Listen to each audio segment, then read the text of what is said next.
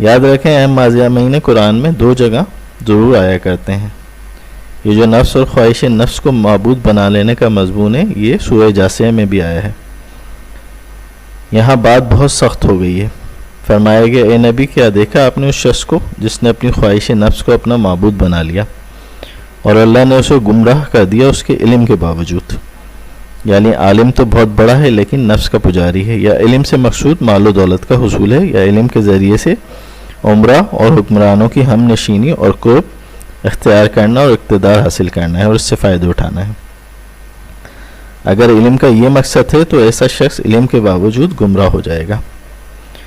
جب رسول اللہ صلی اللہ علیہ وآلہ وسلم نے نبوت کا اعلان کیا تو اہل کتاب کے بڑے بڑے علماء اس وقت موجود تھے.